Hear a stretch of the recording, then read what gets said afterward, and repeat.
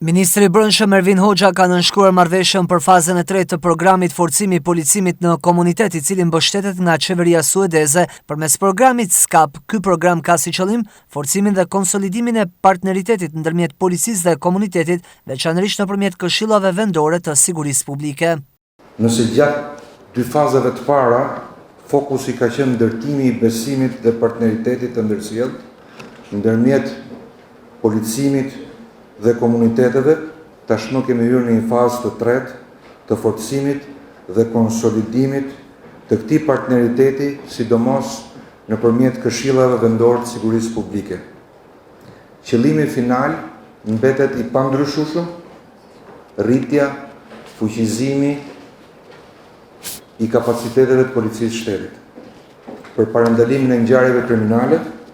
garantimin e rendit dhe sigurisë publike në shërbim të qytetarëve sipas parimeve të këtij policimi. Objektivi madhor i qeverisë dhe qytetarëve shqiptar është integrimi në Bashkimin Evropian.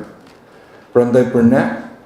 ka një rëndësi të padiskutueshme njohja dhe përvetësimi i përvojave më të mira institucionale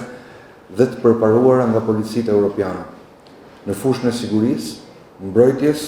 dhe garantimit të drejtave të qytetarëve. Në fjalën e tij, ministri Hoxha vuri theksin tek rëndësia e trajnimeve për sigurinë gjatë zgjedhjeve parlamentare, duke garantuar se policia e shtetit është e gatshme të sigurojë një proces zgjedhor të ndershëm dhe pa incidente. Policia e shtetit, mbi bazën e një plani veprimi, ka mbyllur trajnimet në nivel drejtues dhe është e gatshme të përmbush në vijim çdo detyrim ligjor, i cili lidhet me garantimin e zgjedhjeve të lira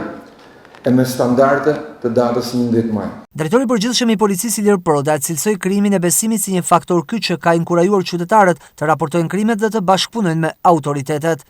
Për gjatë 2 viteve të fundit, shifra e turistëve dhe vizitorëve në Shqipërinë tonë të bukur i kaloi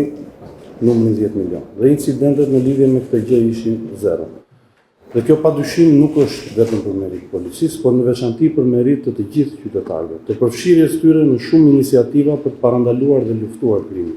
për të zgjidhur çdo problem, të ndërmarra këto në bashkëpunim me policinë padyshim, sigurisht edhe me partnerët dhe organizatat ndërkombëtare që na mbështesin. Fal punës dhe profesionalizmit, sot Policia e Shtetit është agjencia ligjvatuese më e besueshme nga qytetarët, çka na obligon të gjithëve të punojmë bashkërisht për të përmirësuar akoma më shumë këtë proces thelbësor, që rrit parametrat e sigurisë dhe shndron Shqipërinë në një vend akoma më të sigurt për vizitorët dhe turistët nga mbar bota. Policia e shtetit mbetet e përkushtuar për përmirësimin e mëtejshëm të punës së saj në shërbim të qytetarëve, të forcimit akoma më shumë të partneritetit me policitë homologe dhe agjencitë ligjzbatuese në luftën ndaj krimit, duke përmbushur sa më mirë misionin e përbashkët në të mirë të qytetarëve, u theksua në mbyllje të këtij takimi.